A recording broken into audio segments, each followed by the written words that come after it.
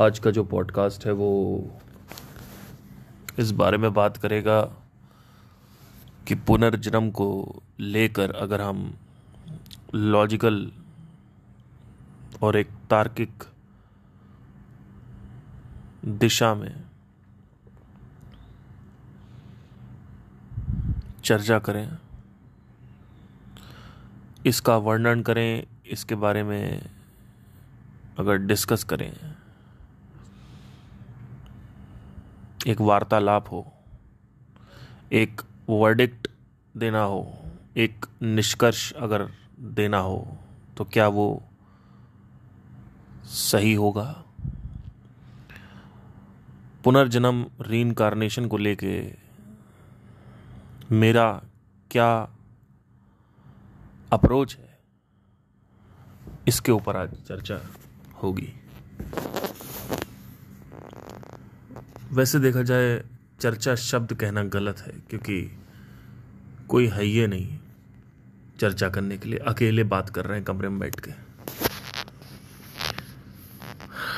बहुत जल्द एक पॉडकास्ट सीरीज स्टार्ट होने वाली है।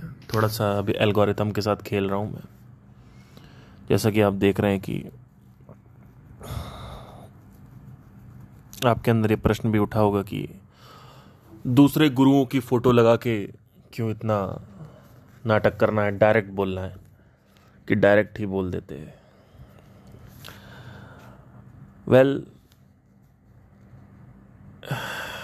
देखिए, डायरेक्ट बोलने से क्या होता है कि जब एक ऑडियंस बिल्डअप हो जाए चैनल पे, तब डायरेक्ट बोलना सही होता है, क्योंकि तब लोग हैं सुनेंगे अपना। जब आपके पास 0 सब्सक्राइबर्स हैं तो, या छोटे अब यूट्यूबर हैं, स्मॉल यूट्यूबर है, तो एल्गोरिथम ऐसी लोगों को फेवर करता है जो एंगेजमेंट और रिटेंशन अच्छा देते हैं। और एंगेजमेंट और रिटेंशन लाने के लिए पूरा का पूरा कॉपीराइट का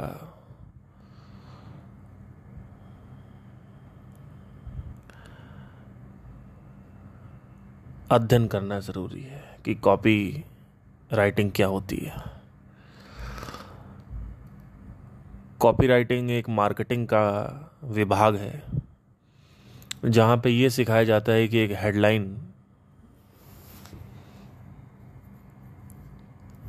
कैसे लिखी जाती है, क्या लिखा जाता है। एक हेडलाइन को लिखने के पीछे पूरी की पूरी जो साइंस है, जो रिसर्च है, जिसको हम हेडलाइन या टाइटल बोलते हैं, उसी को कॉपी बोलते हैं, उसी को कॉपी राइटिंग बोलते हैं। जो जर्नलिस्ट होते हैं, जो पत्रकार होते हैं, वो कॉपी राइटिंग में काफ़ी माहिर होते हैं। तो सबसे पहले ये डिसाइड होता है कि न्यूज़पेपर की जो हेडलाइन है वो क्या रहेगी, रैदर देन कंटेंट जो हेडलाइन के नीचे लिखा है वो क्या रहेगा। क्योंकि जब तक आदमी हेडलाइन नहीं पढ़ेगा और उसमें उसको एक स्वाद नहीं आएगा, एक मसाला नहीं मिलेगा, तब तक वो पूरा का पूरा कंटेंट पढ़ेगा ही नहीं। एक ही चीज़ को लिखने के कई तरीके हैं। एक है कि फॉर एग्जाम्पल आपने बोला द रूट ऑफ सफरिंग। ये एक अच्छा टाइटल है, लेकिन ज़रूरी नहीं है कि इस पे CTR अच्छा मिले। यानी अगर ये न्यूज़पेपर में जाएगा तो ज़रूरी नहीं है। जैसे अगर कल को टाइम्स ऑफ इंडिया आता है और उसमें हेडलाइन में लिखा होता है फ्रंट पेज पे the root cause of suffering, hardly कुछ लोग पढ़ेंगे उसमें। लेकिन अगर ये लिखा हो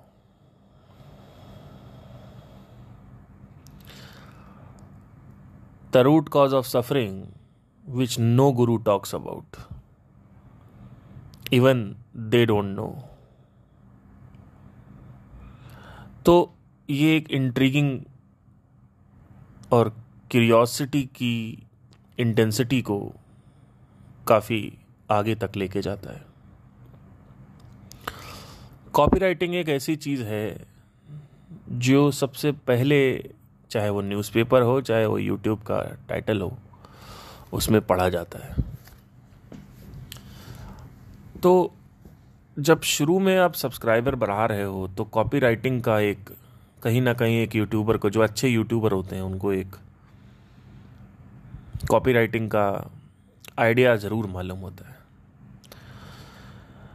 मेरी शुरुआत हुई थी 2020 में कॉपी राइटिंग को लेके, जहाँ पे एक मिनिमम जो अप्रोच है वो मैंने सीखी और फिर हर एक टाइटल को ऑब्जर्व किया और सीखा लोगों से कि एक टाइटल कैसे लिखा जाता है। तो ऑलमोस्ट अगर आप देखें तो जो मेरा म्यूज़िक चैनल है उस पर अगर CTR देखेंगे तो 10 से 15% CTR काफ़ी अच्छा CTR माना जाता है। मेरे जो ईमेल मैं भेजता हूँ वो भी CTR पे ही खुलता है कि अगर सब्जेक्ट लाइन अच्छी नहीं है तो नहीं खुलेगा। तो बहुत ही बड़ा इसमें योगदान है। कॉपी राइटिंग बहुत बड़ी और ना देखे जाने वाली चीज़ है, और जबकि ये सबसे इम्पॉर्टेंट चीज़ होती है। कई लोग हमारे यहाँ पे इंडिया में कॉपी राइटिंग का मतलब ही नहीं जानते, और अगर जानते भी हैं तो उसको महत्व नहीं देते, उसकी कोई वैल्यू नहीं करते। ये एक बहुत ही शर्मनाक बात है कि लोग सिर्फ कंटेंट पे ध्यान देते हैं, जिसकी वजह से वो डूब जाते हैं मार्केटिंग सेल्स साइकोलॉजी पे ध्यान नहीं देते। एक सेकेंड।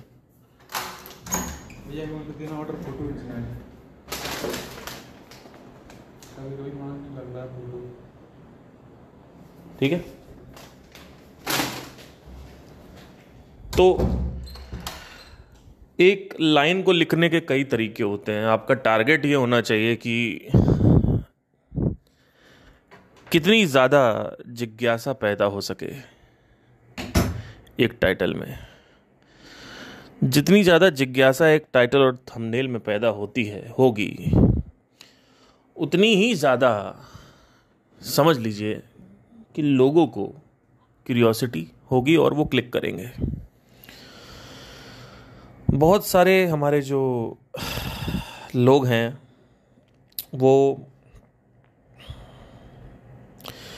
यहीं पे थम जाते हैं। अब मैं कभी चाहता नहीं था कि मैं मार्केटिंग को स्पिरिचुअलिटी में लाऊं, लेकिन चूंकि कई लोगों ने मेरे को ये सुझाव दिया, सजेस्ट किया कि पार्थ भाई, पार्थ सर या भैया, आप अपना कंटेंट करते रहिए, कोई देखेगा तो देखेगा, नहीं देखेगा तो नहीं देखेगा। अब इस फिलॉसफी से अगर देखा जाए तो एक बहुत ही फंडामेंटल समस्या उत्पन्न होती है, सृजन होती है। अब जो एल्गोरिथम है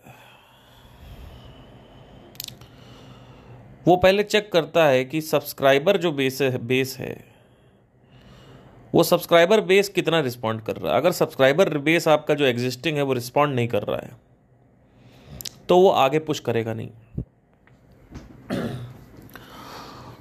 तो आगे पुश करेगा नहीं तो और पोटेंशियल ऑडियंस है उन तक वो जाएगा नहीं, और वो पोटेंशियल ऑडियंस तक अगर वो जाएगा नहीं तो उसमें अच्छे लोग भी होंगे, उन तक भी नहीं जाएगा।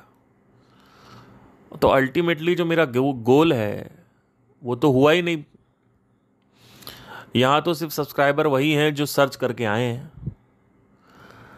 तो ये एक बहुत ही फंडामेंटल समस्या है जो मार्केटिंग मुझे नहीं लानी थी स्पिरिचुअलिटी में, लेकिन अब लाना पड़ रहा है, क्योंकि जिस हिसाब से चीज़ें जा रही हैं उस हिसाब से मुझे ऐसा लगता है कि अब अपना दिमाग लगाना पड़ेगा।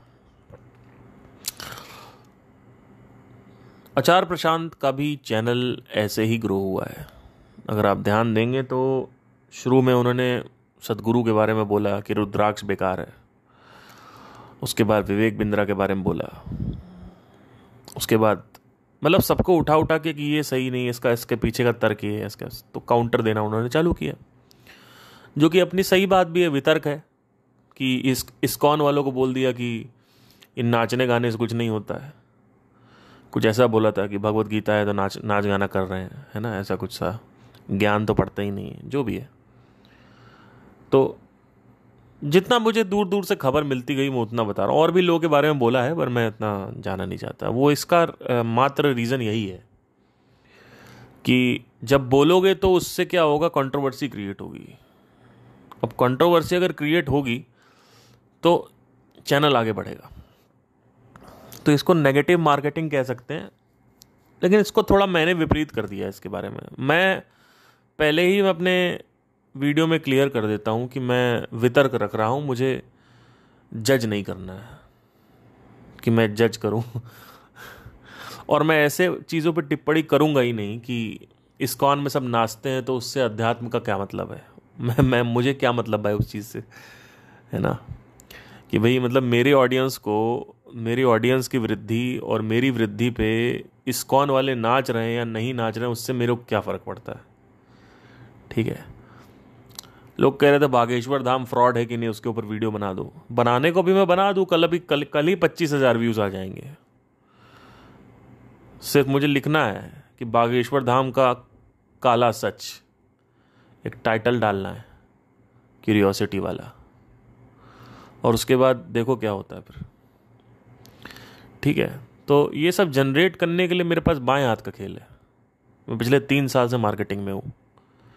ठीक है, लोगों से ईमेल कैसे खुलवाएं इसको सोच सोच के, पढ़ाई कर कर के मार्केटिंग की पूरी दुनिया बनी है। और वही चीज़ थंबनेल में भी काम करती है, वही चीज़ यूट्यूब टाइटल में काम करती है, वही चीज़ ईमेल सब्जेक्ट लाइन में भी बात करती है। अभी रिसेंटली मैंने एक सब्जेक्ट लाइन लिखी थी, उसमें सब्जेक्ट लाइन ऐसी थी कुछ कि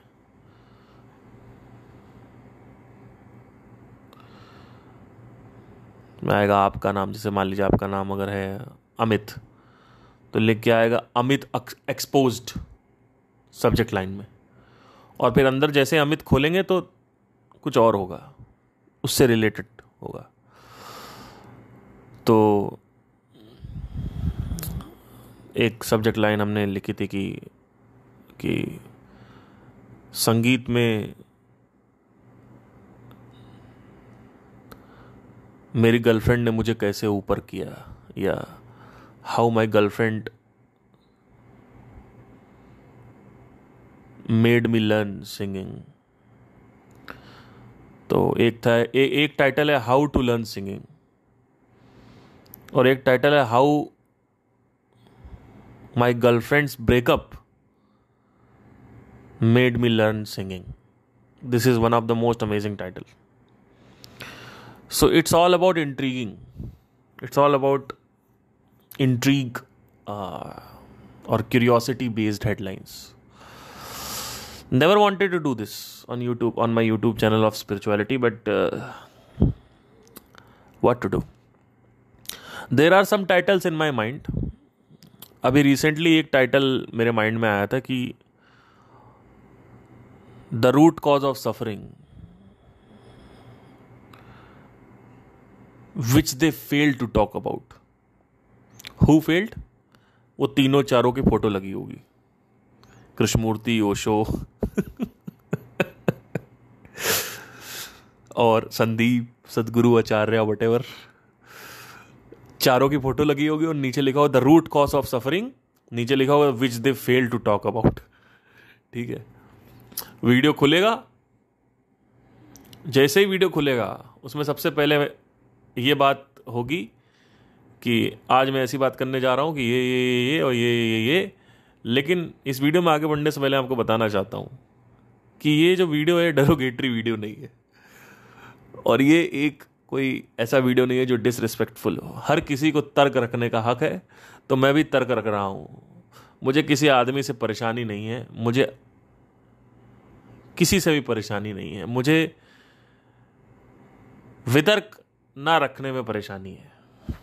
क्योंकि जब आपके गुरु दूसरों के बारे में टिप्पणियां कर करके अपना चैनल ग्रो कर सकते हैं, और अगर हम आपके गुरु के बारे में जिन्होंने टिप्पणियां करी उनके बारे में अगर हम टिप्पणी कर दें, वो भी सिर्फ एक ऐसी हेल्दी टिप्पणी, ऐसा भी टिप्पणी नहीं कि बोल दिया कि मोटे हैं, बाल जड़े हुए हैं, ऐसा भी कुछ नहीं बोला है ना।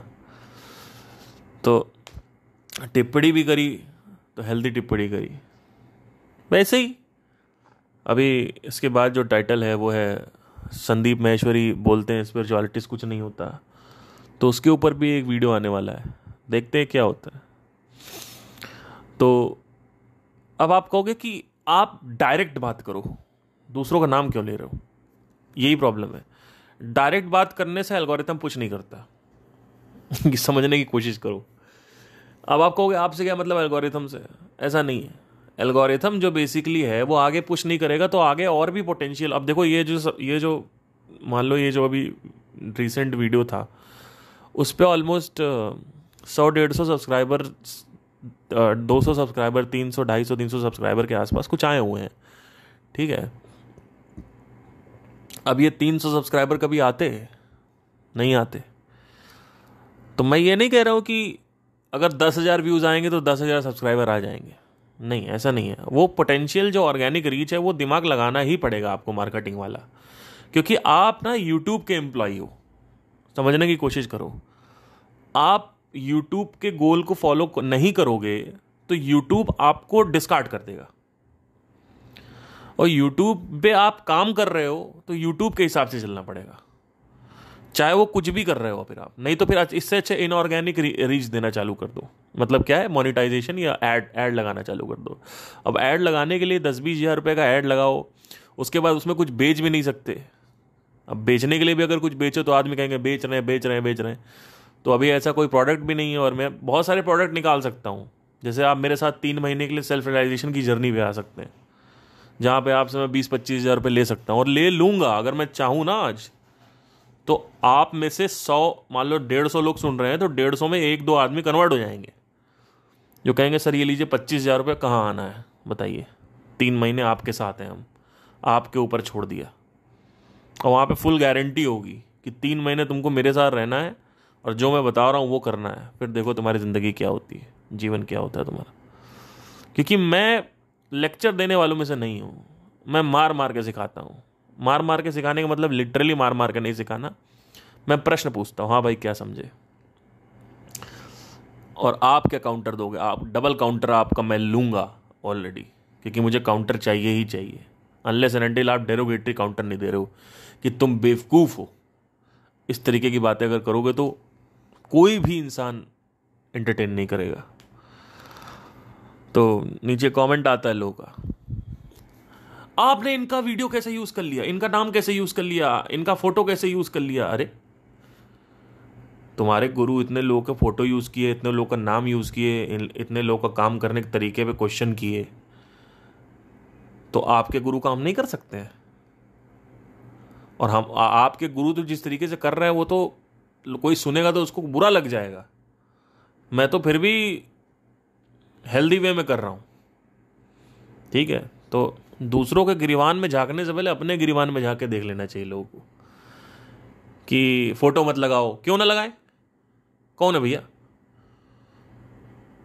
आपके फोटो नहीं लगाया? संदीप ने नहीं बोला कि सदगुरु के बारे में, आचार्य के बारे में। सदगुरु ने नहीं बोला लोगों के बारे में, आचार्य ने नहीं बोला किसी के बारे में, सबने बोला। हर आदमी को वितर्क रखने कहा गया, लेकिन अंध भक्तों को हर चीज बुरी लग जाती है, क्योंकि अल्टीमेटली चाहते वो वही हैं। तो चक्कर क्या है सारा का सारा, कि ये जो पूरा का पूरा जो सिस्टम है यूट्यूब का, इसमें यूट्यूब के हिसाब से चलना पड़ेगा।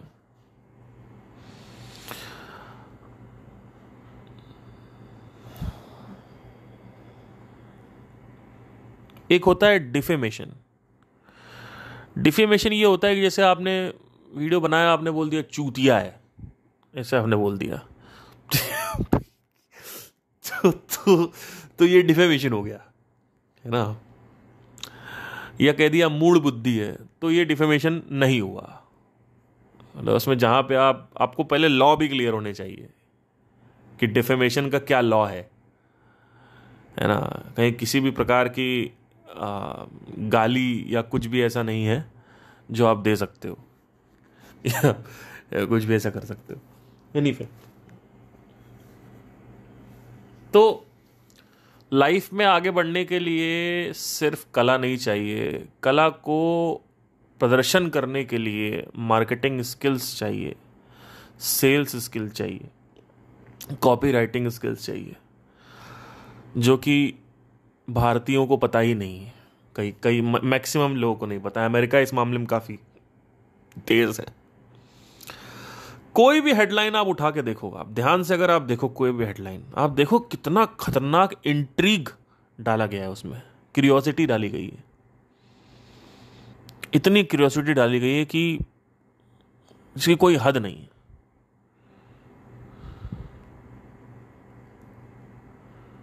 सीमा हैदर के पाकिस्तान जाने के दिन आए निकट। बाप रे बाप, अच्छा ये हो गया।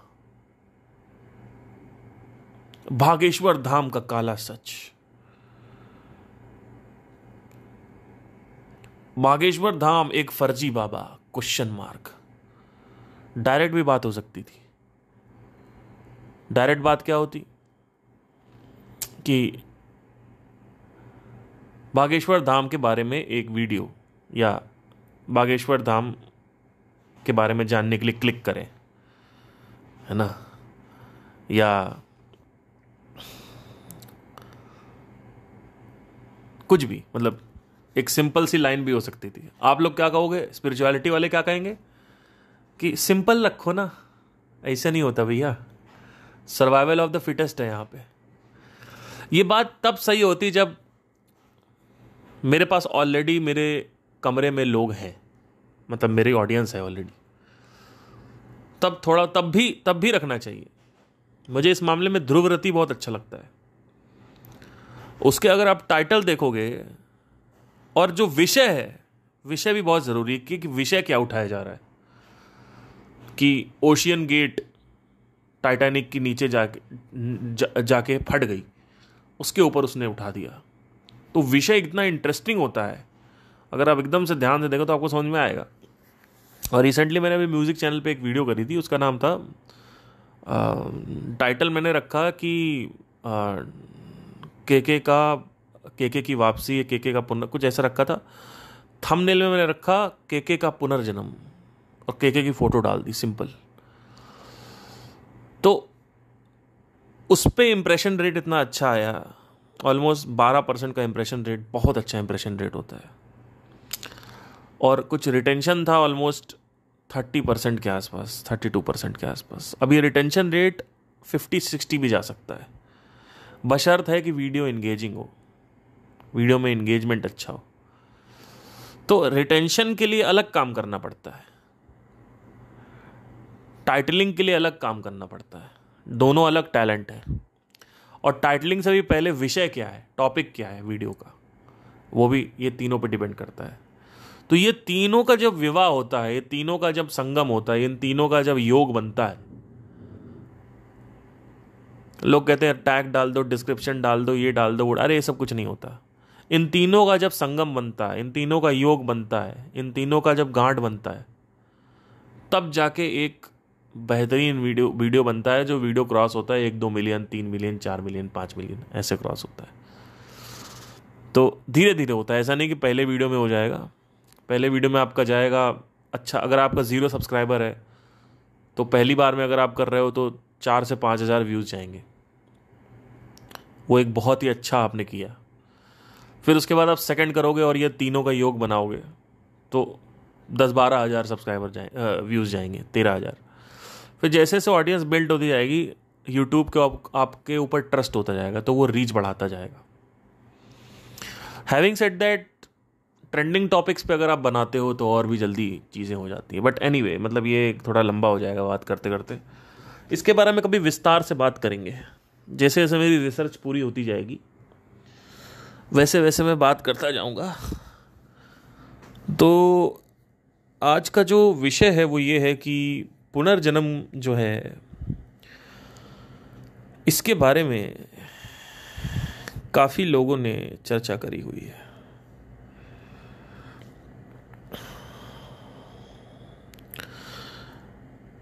और कुछ लोग कहते हैं कि आत्मा अजन्मी है, आत्मा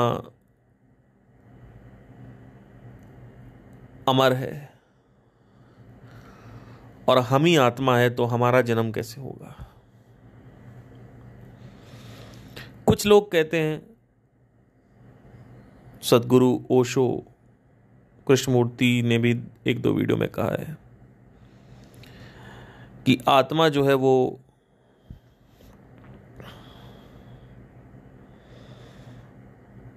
शरीर बदलती रहती है।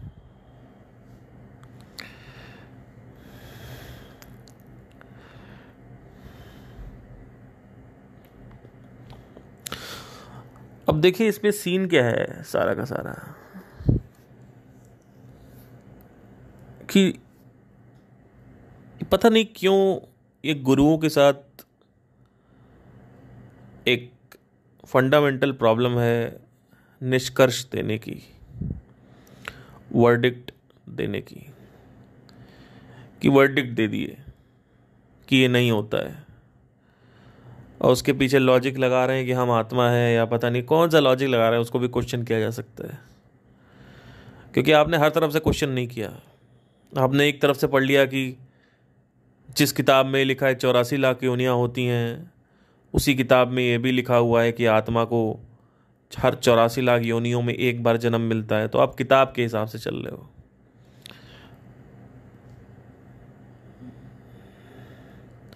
जब किताब के हिसाब से ही चलना है तो आपकी अपनी रिसर्च क्या है?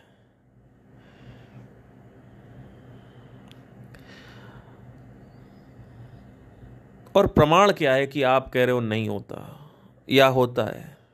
क्या प्रमाण है? क्या प्रमाणित कुछ है कि सिर्फ किताब ही किताब बोलते रहोगे? शास्त्र में लिखा, गीता में लिखा, शास्त्र में लिखा, गीता में लिखा। गीता मैंने भी पढ़ी हो, उसमें तो साफ साफ लिखा हुआ होता है। जिन्होंने नहीं पढ़ी उन्हीं को आप बेवकूफ बना सकते हो। तो भगवान कृष्ण भी बोल रहे हैं। अब कुछ लोग आएंगे, कहेंगे आपने गलत मतलब निकाल लिया। अभी मैं आपके सामने अगर श्लोक निकालूंगा तो उसका कोई मतलब नहीं है, वही सिंपल एक ही मतलब है। अब अष्टावक्र गीता में इतना वर्णन नहीं है पुनर्जन्म के बारे में, क्योंकि अष्टावक्र गीता कहते हैं कि अष्टावक्र जी कहते हैं कि भैया क्या करोगे जान के, जो है पहले वो जान लो, दुनिया की बातें मत करो, स्पिरिचुअल एंटरटेनमेंट मत लो। जैसे बाहर लोग फिल्मों का एंटरटेनमेंट लेते हैं, वैसे ही अंदर लोग स्पिरिचुअल एंटरटेनमेंट लेते हैं। दोनों ही बेवकूफ हैं। क्योंकि एंटरटेनमेंट आप ले रहे हो, अगर आपको एंटरटेनमेंट के लिए ही देख रहे हो तब तो आपका गोल अकम्प्लिश हो गया, आपका लक्ष्य प्राप्त हो गया, आपको तो कोई दिक्कत नहीं। लेकिन जानना चाहते हो वाकई में, अगर वृद्ध होना चाहते हो इन सब चीज़ों में, तो फिर तो आप असफल हो गए, क्योंकि आप फिर स्पिरिचुअल एंटरटेनमेंट ले रहे हो। आध्यात्मिक मनोरंजन है ये, और कुछ नहीं। तो अब सवाल ये आता है कि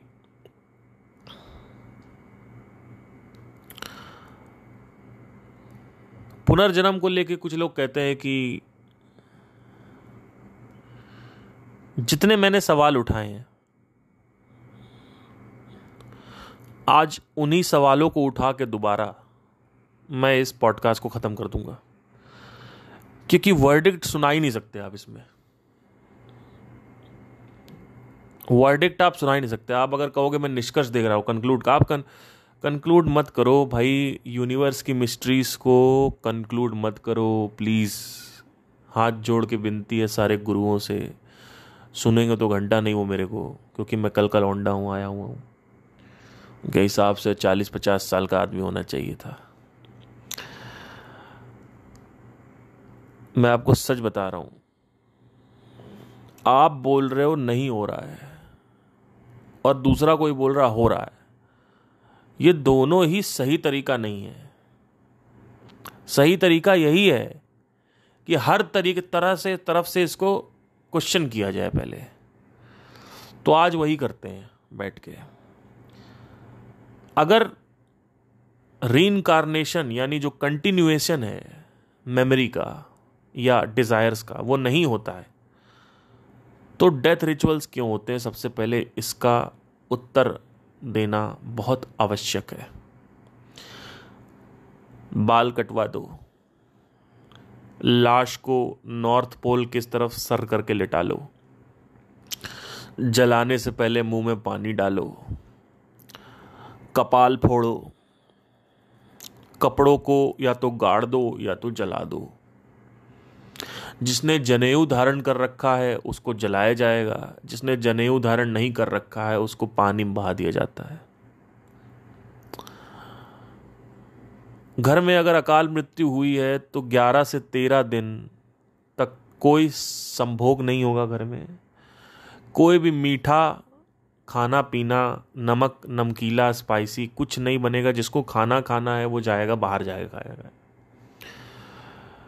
तो ये कुछ ऐसी चीज़ें हैं जो आपके अंदर प्रश्न उठाती हैं कि अगर कंटिन्यूएशन किसी चीज़ का नहीं है, टर्मिनेशन है या स्टॉपेज है या सेसेशन है, अगर सेसेशन है यानी स्टॉपेज है, सेसेशन है, तो ये दुनिया के नाटक करने की क्या जरूरत है?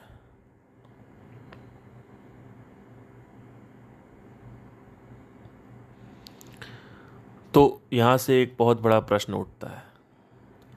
अब आप कहोगे नहीं, जिसने ये डेथ रिचुअल सब बेवकूफ लोग हैं।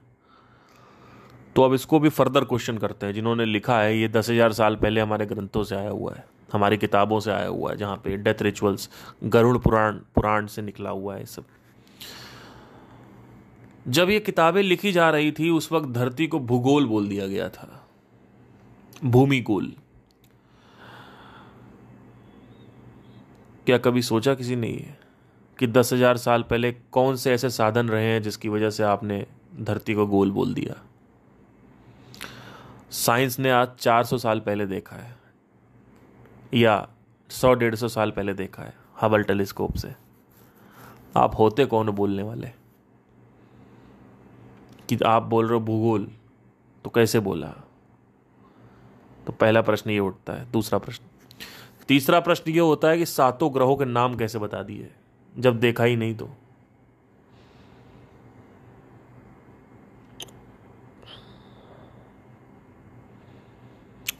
इसीलिए बोलते हैं कि विदाउट साउंडिंग रिलीजियस, सनातन धर्म को 26,000 साल पुराना बताया गया है। 26,000 साल पुराना, जिसमें से 15,000 साल पहले पहला योगी आया था, उसको महादेव या शिव को बोला जाता है, शिव बोला जाता है। उसके बाद सप्त ऋषि हुए 14,000 साल पहले, और धीरे धीरे वहाँ से जो कहानी है वो बेसिकली चली। 6,000 साल पहले भगवत गीता है, उससे 8,000 साल पहले रामायण हुई, 8-9,000 साल पहले। तो अगर देखा जाए तो इन लोगों के पास कोई साधन नहीं था कि बाहर उड़ के स्पेस में, अंतरिक्ष में जाके देखा जा सकता है। तो पहले तो ये समझने की ज़रूरत है कि हर तरफ से हमें क्वेश्चन करना है इसको, और अगर बहुत सारे क्वेश्चंस के यहाँ पे आंसर नहीं मिलते हैं, ठीक है। दूसरी चीज़ जो पुनर्जन्म है उसको लेके काफ़ी रिसर्चेस भी हुई हैं। जैसे जिम टकर और आइयन स्टीवेंसन जो हैं, जो साइंटिस्ट हैं, इनके पास कई पेरेंट्स की कंप्लेन आने लगी कि हमारा बच्चा 3 साल का है और कहता है कि हम वहाँ रहते हैं, यहाँ रहते हैं, और नाम बता दिया बाकायदा। तो पहले तो उन्होंने डिस्कार्ड कर दिया। फिर और केसेस आने लगे तो उन्होंने कहा चलो ठीक है, एक बार जो बच्चा कह रहा है उस शहर में जाके देखते हैं, उस देश में जाके देखते हैं। वहाँ जाके देखा तो एग्जैक्टली वही नाम था। उस वक्त इंटरनेट भी नहीं था, सामने पीली कलर की दीवार होगी, वहाँ पे जो रहता है, वहाँ पे मेरी बेटी रहती थी, मैं छोड़ के आ गया। अब बेटी बुढ़ा गई है, उसके बाद जो बेटी से जाके बात किया तो कुत्ते का नाम बता दिया जो बचपन में दिया था, और उसके बाद बहुत सारी चीज़ें थी जो एकदम एग्जैक्टली। तो ये पहले केस में नहीं हुआ है, हर केस में हो रहा था। जो जो केस आ रहे थे सारे केसेस में, मैक्सिमम केसेस में 2 ढाई साल 3 साल के बच्चे जो हैं वो बता रहे थे। और इसमें एक कॉमनैलिटी ये देखी गई कि इनकी जो मौत हुई है बच्चों की, ये एक ट्रॉमेटिक मौत हुई है बहुत ज़्यादा, इस वजह से उनको मेमोरी आगे आ चुकी है यहाँ पे। तो ये कुछ ऐसे एविडेंसेस हैं, कुछ ऐसी बातें। मैं चाहता हूँ आप लोग, आईएन स्टीवेंसन की एक बुक है 20 केसेस सजेस्टिव्स ऑफ रीइंकार्नेशन, और या फिर आईएन स्टीवेंसन के आर्टिकल्स हैं बहुत सारे गूगल पे, उनके बारे में पढ़ें, जिम टकर के बारे में पढ़ें। तो काफ़ी चीज़ें यहाँ पे आपको क्लियर होंगी। तो लास्ट टू लास्ट हम सिर्फ क्वेश्चन कर सकते हैं जो चीज़ अननोन की है, और इन्वेस्टिगेट कंटिन्यूअसली अगर हम करते रहेंगे तो हम जवाब तक भी पहुंच जाएंगे, लेकिन वो जवाब आपका जवाब होगा। जैसे आईएन स्टीवेंसन को लोग अभी भी कहते हैं कि ये आदमी नाम का क्लिनिकल साइकेट्रिस्ट है, पर ये मैजिक मैन है, मतलब ये जादू के चक्कर में पड़ा रहता है। तो इस वजह से भी लोग कई लोगों ने इंटरप्रिटेट किया।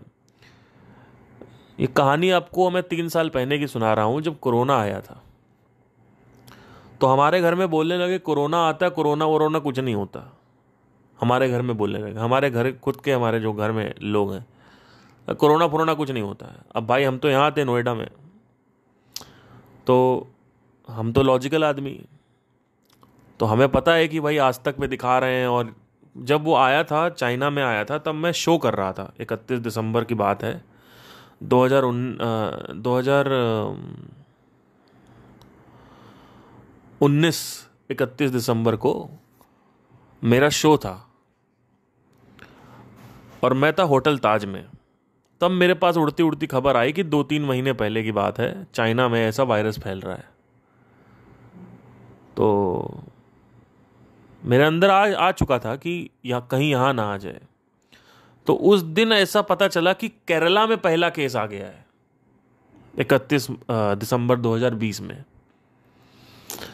अब धीरे धीरे वो कह रहे नहीं चलो केरला में है, अपना सही हो जाएगा। भैया इमिग्रेशन होता गया है, चाइना से लोग आ रहे थे, यहाँ से जा रहे थे, वहाँ जा रहे, भैया फैल गया वो 2-3 महीने में। दिवाली आने तक लॉकडाउन हो गया। अब मैं नीचे गया था, एक दुकान खुली हुई, तो मैंने कहा ये सब लॉकडाउन हो जाएगा अभी 3-4 दिन में। तो दुकान वाले मेरे ऊपर हंसने लगे, कहते हैं क्या बात कर रहे हो यार, दुकान ऐसे कुछ नहीं होने। मैंने कहा अभी ये बंद हो जाएगा भैया। वो कह रहे हैं ही। मैंने कहा ठीक है, हंसते रहो, फिर क्या दिक्कत है। 2-3 दिन बाद गया तो पूरा दुकान सब बंद थी। राशन वाशन लेके रख लिया भैया, लूट मच गई। राशन वाला भी, सुबह मैं गया राशन वाले के पास, मैंने कहा और चाचा कैसे हैं? बढ़िया बढ़िया, क्या चल रहा है? अरे कोरोना का सुना आपने? अरे हाँ यार, कुछ नहीं है, ऐसे कुछ नहीं, फालतू की बात है। चाचा मैं आपको बता रहा हूँ, आपकी दुकान खाली हो जाएगी रात तक। कहते हैं बहुत है, बहुत सामान है, आने दो, कितने लोग आएंगे? अब ग्रॉसरी की दुकान थी उनकी। मैं पहुंचा रात में 7 बजे, मैंने कहा लाओ चीनी वुनी, मैं भी चीनी वुनी रख लूँ, चावल वगैरह 3-4-5-6 किलो रख लूँ, दाल रख लूँ, और दुनिया की सारी चीज़ें ले लूँ। सोयाबीन लेने गया, मटर लेने गया, और पता नहीं क्या। उस वक्त मैं खाना खुद ही बनाता था। तो मैं पहुंचा और वहाँ पे भीड़ लगी हुई। तो मैंने कहा और चाचा क्या? अरे भैया सब ले गए, कुछ नहीं छोड़ा इन्होंने, सब ले गए भैया। ये क्या पूरी दुकान खाली कर दी भैया, कुछ है ही नहीं यार, क्या करे ये वो। मैंने कहा हो गया। तो एकदम रश में लोग पागल हो चुके थे। मैगी वैगी भी ले ली, अच्छी लगती है, तो अपना लेके घर में बैठ गए। वहां से कॉल आता घर से, कोरोना फोरोना कुछ नहीं होता है। न्यूज में भी देखा कई लोग बोल रहे हैं कोरोना फोरोना कुछ नहीं होता, ये सब मोदी जी की साजिश है, बीजेपी की साजिश है, कांग्रेस की साजिश है, ये आपकी साजिश है। ये सब पता नहीं क्या क्या चल रहा था, और लोग मर रहे हैं। चाइना में उस वक्त लोग मर रहे थे। तो यहां पर भी जब लोग मरने लगे 2 महीने बाद, तो भी कुछ लोग बोल रहे थे कोरोना फोरोना कुछ नहीं होता है।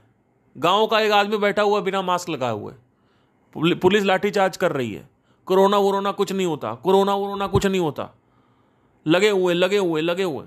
फिर कुछ लोगों को हो गया, उसके बाद भी लोग कह रहे हैं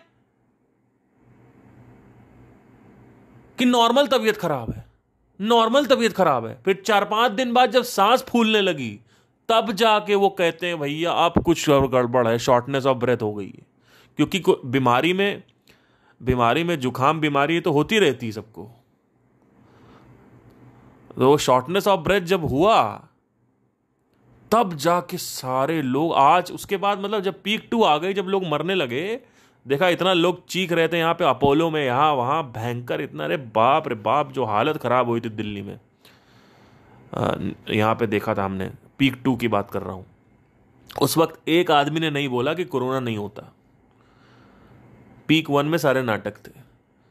तो जब तक आदमी खुद ही नहीं देखेगा तब तक नहीं समझ में आएगा भैया। ये सब बातें करते रहो, री इनकारनेशन, पुनर्जन्म, और ये प्रमाण दे देंगे और ये प्रश्न उठा देंगे, उससे तुम समझ जाओगे, मानते रहो। अभी मेरी किसी से बात हो रही थी इंस्टाग्राम पे, तो वो कह रहे हैं कि हम तो भूत प्रेत पे विश्वास नहीं करते। ठीक है, कोई इशू नहीं, मत करो, अच्छी बात है, तो मत करो। पर रात में डर लगता है कि जहाँ अंधेरे में कुछ ऐसे कुछ खड़ा ना हो। तो मैंने कहा आप डबल बातें कर रहे हो। कह रहे नहीं, वैसे मैंने देखा नहीं है, मैं विश्वास नहीं करता हूँ, लेकिन जैसे रात में अकेले सो नहीं पाता हूँ, एकदम से अंधेरे में ऐसा लगता है कुछ एक्टिविटी हुई या कुछ हुआ। मेडिटेशन करता हूँ तो डर लगता है कभी कभी कि कहीं आ ना जाए। मैंने कहा इसको संदेह बोलते हैं, ये शक है। ये तुम कितने भी गुरुओं को सुन लो ना, उनसे कितना भी तुम ज्ञान ले लो कि इंद्रियां क्रोध पैदा करती हैं, ये है वो है, मन का प्रकृति ये है, मन वो, बुद्धि ये होती है, चित्त ये होता है, वो ये होता है, और जाके फिर तुम जब प्रकाश होता है तो तुम बड़ा सीना तान के बातें करते हो कि मेरे गुरु ये, मेरे गुरु वो, मेरे गुरु सही है, मेरे गुरु सही है। लेकिन जब अंधेरा होता है ना तो संदेह होता है। जब तक तुम खुद नहीं देखोगे ना तब तक तुम्हें संदेह, शक, डाउट, स्केप्टिसिज्म बना रहेगा। ये चक्कर है लोगों का। मानते रहो, सुनते रहो, जाते रहो बाबाओं के पास और पर्चे निकलवाते रहो, अर्जियां लगवाते रहो, और कहते रहो कि हम तो मानते, हम तो मानते, हम तो मानते। सब आदमी भगवान को मानता है, लेकिन कोई ये कभी नहीं कहेगा तुमसे कि मुझे भगवान पे शक है। जब अंधकार होता है ना, जब आदमी अकेले होता है जंगल में और वो चीख चिल्ला रहा होता है कि भगवान मेरी हेल्प करो, कोई हेल्प करने नहीं आता, तब उसको संदेह होता है, उसको शक होता है कि कहीं सच में भगवान है कि नहीं है। प्रकाश में किसी को शक नहीं होता। यानी जब सफरिंग होती है, जो प्रॉब्लमैटिक चीजें होती हैं, तब आदमी को शक होता है, संदेह होता है। रात में लोगों को डर लगता है। सुबह जब लोग आ जाते हैं, सीना छाती चौड़ी करके घूमते हैं कि हम मेडिटेशन करते हैं, और सूर्य उदय में हम मेडिटेशन करते हैं, हमको बहुत मज़ा आ रहा है। और जब सूर्यास्त हो जाता है रात में 1 बजे मेडिटेशन करना पड़ता है, घर में कोई नहीं है, 3 कमरे खाली, 4 कमरे खाली, कहीं इधर से आवाज़ आ रही, कहीं उधर से आवाज़ आ रही, लोग मेडिटेशन नहीं कर पाते। और यही लोग सुबह उठते हैं, कहते हैं भूत प्रेत नहीं होता, कुछ नहीं होता है। और जो बोल रहा है उसको गाली गलौज देने लगेंगे, उससे मारपीट करने लगेंगे। तो जितना सुनना है सुन लो, जितना किताबें पढ़नी उतना किताबें पढ़ लो, भगवान कृष्ण को पढ़ लो, शिव गीता पढ़ लो, अष्टवक्र गीता पढ़ लो, जो करना है करो। तुम अंदर से बोल सकते हो कि हाँ हाँ हाँ हम मानते हैं, हाँ मानते हैं, हम मानते हैं, हमें श्रद्धा है, हमें श्रद्धा, हमें श्रद्धा है, हमें श्रद्धा है, हमें श्रद्धा है, हमें फेथ है, हमें विश्वास है।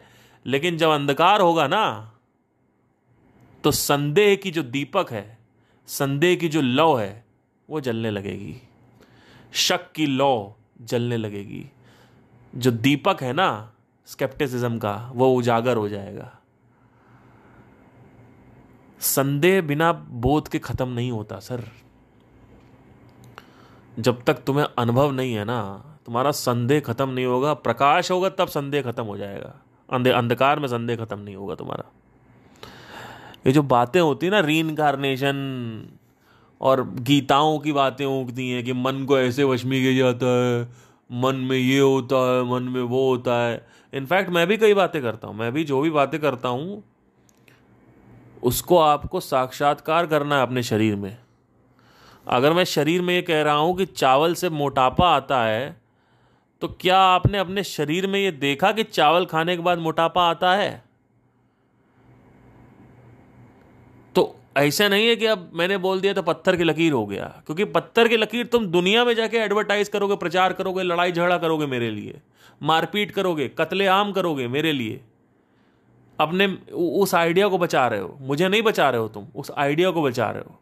पार्थ सिंह के आइडिया को, संदीप महेश्वरी के आइडिया को, आचार्य प्रशांत के आइडिया को, बागेश्वर धाम के आइडिया को बचा रहे हो तुम। ठीक है, उस आइडिया को तुम बचाना चाहते हो, लेकिन तुम्हें संदेह है, और तुम्हें संदेह रहेगा जब तक तुम मृत्यु शैया पे नहीं पहुंच जाओगे, तब तक तुम्हें संदेह रहेगा, अगर तुमने कभी प्रमाणित नहीं किया अपने आप को। जो कुछ भी बोला जा रहा है, जो कुछ भी पढ़ाया जा रहा है, जो कुछ भी लिखा हुआ है, उसको अपने अंदर देखो, और अगर नहीं दिख रहा है तो उसको तुरंत कूड़े के डिब्बे में डालो, नहीं तो आई डोंट नो में बोलो कि अभी शायद ना दिख रहा, हो सकता अभी मैं सक्षम नहीं हूं, है ना। कि अगर मैं बोल रहा हूं कि दुखों के 3 कारण होते हैं, तो क्या वो देख पा रहे हो तुम? पहला कारण है इच्छा, दूसरा कारण है शरीर, तीसरा कारण है रसायन। क्या तुम देख पा रहे हो? क्या अगर मैं बोल रहा हूं साधना करने से मन में शांति आती है, तो क्या तुमने साधना करके देखा है? कि अगर मैं बोल रहा हूं साधना करने में शरीर गर्म हो जाता है, तो क्या तुमने साधना करके देखा? और एक बार नहीं, कई बार, बार बार करके देखा। हो सकता है होता हो, लेकिन तुम ध्यान ना देते हो। तो जो कुछ भी मैं बता रहा हूं या कोई भी बता रहा है, पहले उसको देख तो लो, क्योंकि कल ही इंटरनेट बंद हो गया और कल ही सब कुछ बंद हो गया, तो सारे गुरु तुमसे छिन जाएंगे। ये तुमने मुट्ठी में गुरुओं को बांध रखा है ना, छिन जाएंगे। गुरु का काम होता है स्वतंत्र करने का। गुरु आपको अपने पैरों पे आजीवन नहीं रखना चाहता, क्योंकि अगर आपको आजीवन पैरों पे रखा तो आप गुरु तो बनोगे नहीं। आप कब गुरु बनोगे? गुरु का काम है अपने शिष्यों को तैयार करना और उन्हें गुरु बनाना, जिससे वो खुद के जीवन के एटलीस्ट गुरु बन सकें। और it takes a high amount of intelligence, especially in आत्मज्ञान and spirituality. It takes very high amount of sharp mind, very high amount of attention, very high amount of desire, very high amount of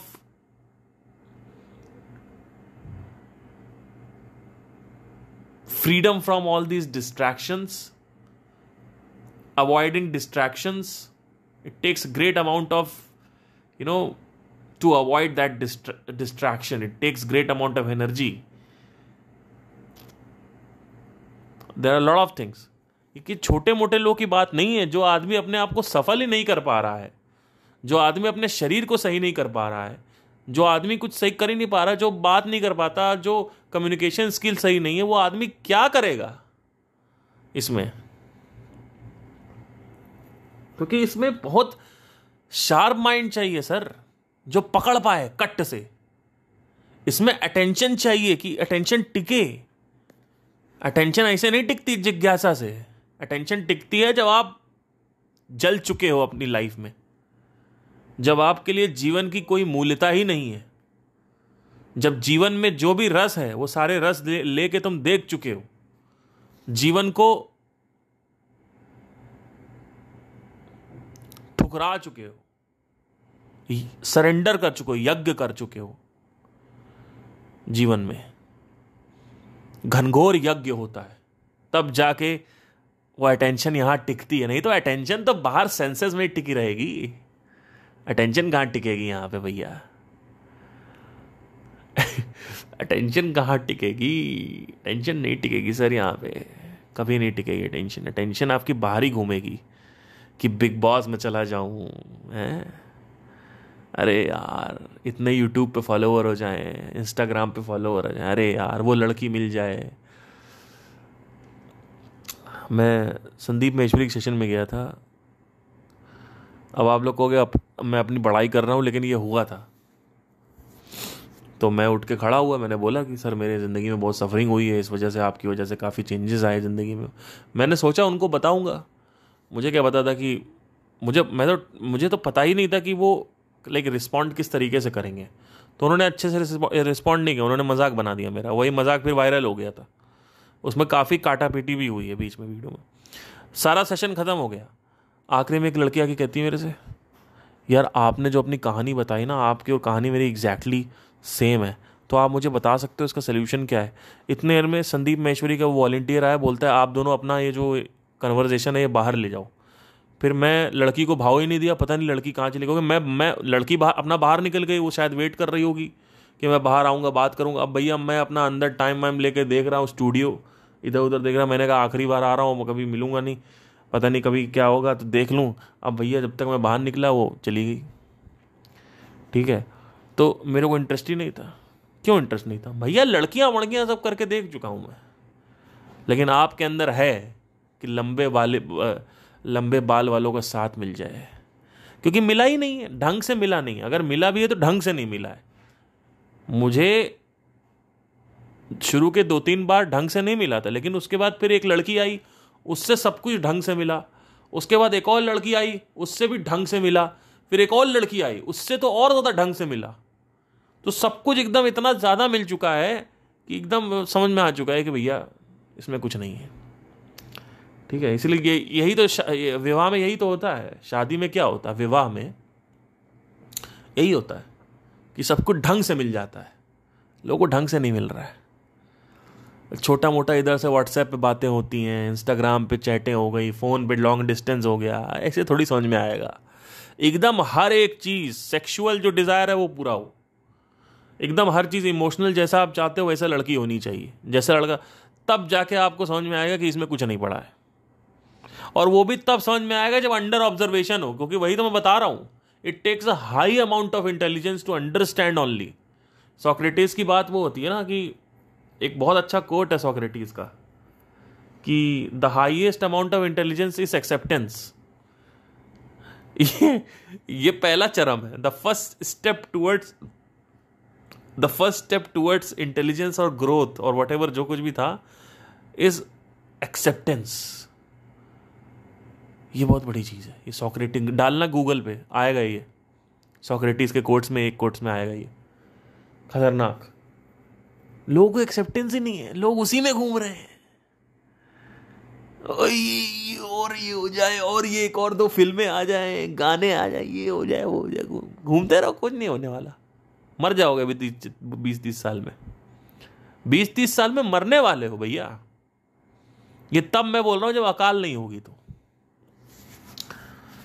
तो प्रमाणित करो, स्वयं को प्रमाणित करो। जो बातें होती हैं उसको क्वेश्चन करो, देखो कि हर एक तरफ से एंगल हो चुका है। कि बोल दिया कि अगर मान लो इनकारनेशन नहीं होता है तो डेथ रिचुअल क्यों होता है, या भूगोल क्यों बोल दिया, या फिर 7 ग्रहों के नाम कहाँ से आ गए। आप दिमाग लगाओ, आप फंस जाओगे। आप खुद ही फंस जाओगे। आप कहोगे हाँ यार बात तो सही है यार, 7 ग्रह के नाम तो 5000 साल पहले आए हैं, कैसे पता था उनको? ज्योतिष ज्ञान भी वहीं से आया है, क्योंकि 7 ग्रह आ गए तो ज्योतिष ज्ञान भी आ गया। तो क्वेश्चन करो, चर्चा करो खुद से।